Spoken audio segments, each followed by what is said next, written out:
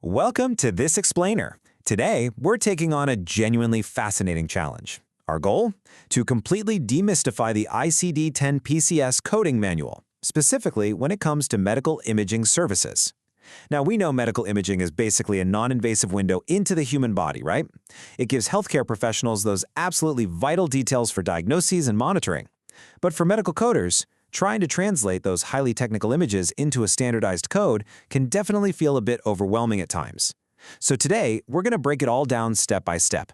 We'll make the whole process super logical and completely accessible. Because at the end of the day, getting this right is absolutely crucial for accurate hospital billing, avoiding those dreaded claim denials, and maintaining incredibly precise patient records. You know, it really begs the question, how in the world do you capture something as ridiculously complex as a real-time, multiplanar medical image in just 7 characters? Honestly, it feels a whole lot like trying to crack a secret cipher, doesn't it? Every single procedure, no matter how advanced the technology gets, has to be distilled into this remarkably tight alphanumeric sequence. And that brings us right to our core number, 7. Throughout this explainer, we are going to treat this 7-character code just like a highly precise 7-dial combination lock. Every single dial literally has to be turned to the exact right position to accurately reflect the imaging procedure that was performed. Because if even one dial is off, well, the lock doesn't open, and the code is just wrong. Okay, let's dive into this. Here is our blueprint for today. 1. Cracking the imaging code. 2. Dialing in the modality. 3. Target sites and contrast. And finally, number 4, the final qualifiers. This step-by-step journey is going to make all of this completely manageable. All right, starting things off with Section 1, cracking the imaging code.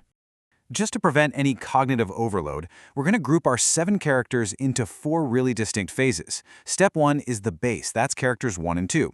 Step 2 is the technique, character 3. Step 3 zeroes in on the target and tools, characters 4 and 5. And step 4 is the fine print, characters 6 and 7. So let's start building that foundation with step 1. We can actually go ahead and confidently lock in the very first dial of our combination lock right now. For the imaging section, the first character of these codes is literally always going to be the letter B. Every single code we're talking about today starts with a B, so that's our anchor for everything else we're going to build. Moving to character 2. This one identifies the targeted body system, and wow, does this ever illustrate how ICD-10-PCS requires hyper-specific precision. It doesn't just stick to the 14 traditional body systems you'd learn in a standard anatomy class. Just take the skeletal system, for example. In the imaging section, it is fractured into 4 totally distinct tables: skull and facial bones, non-axial upper bones, non-axial lower bones, and the axial skeleton minus the skull and face. It demands absolute exactness from the very start. Let's keep moving to Section 2, dialing in the modality. Time to lock in character number 3. Now, what's really interesting about this step is that we get a very clean, numbered map of 6 distinct imaging techniques to choose from for the 3rd character. You simply choose 0 for plain radiology, 1 for fluoroscopy, 2 for a CT scan, 3 for an MRI, 4 for ultrasound, or 5 for other imaging, which, by the way, is currently only found under specific body parts like the hepatobiliary system and pancreas. But hey, the good news is you don't have to guess what any of these terms actually mean. The manual provides incredibly strict definitions. Take fluoroscopy, for instance. It is officially defined as a single-plane or biplane real-time display of an image developed from the capture of external ionizing radiation on a fluorescent screen. As a coder, understanding that exact technical language is vital to make sure your 3rd dial perfectly matches the procedure that was done. All right, heading into Section 3, target sites and contrast. We're dialing in characters 4 and 5 now. As you'd expect, in ICD-10-PCS, the 4th character explains exactly which anatomical site is the target of the service. You'll be using tables that list the applicable sites right under your chosen body system and modality. For example, if you're coding a fluoroscopy of the heart, look at how insanely precise the options are just for that target. 0 for a single coronary artery, 1 for multiple arteries, 2 for a single bypass graft, and 3 for multiple bypass grafts.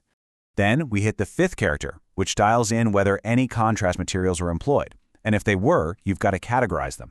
You basically have too many options here. Option 0 is high osmolar contrast.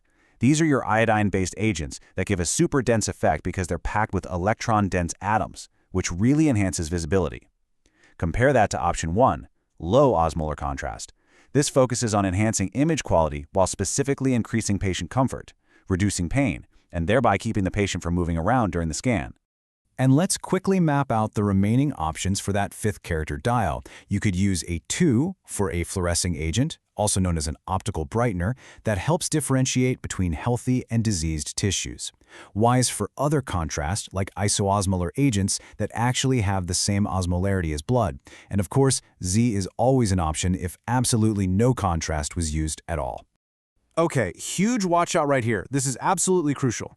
Whenever you use a contrast agent for character 5, you are not done coding. In virtually all cases, you're going to additionally need an ICD-10-PCS administration code from table 3E0 to report the actual introduction of the contrast material. On top of that, you need a HCPCS level 2 code to specifically identify the exact chemical agent used. So whatever you do not forget those extra codes. Which brings us to our last section, Section 4, the final qualifiers. Time to put the finishing touches on characters 6 and 7. So, the crucial point for the sixth character is that we get this really unique list of qualifiers, and they are incredibly specific to certain tables and technologies. Like, 0 is for unenhanced and enhanced imaging, meaning they did a scan without contrast and then followed it up with one with it.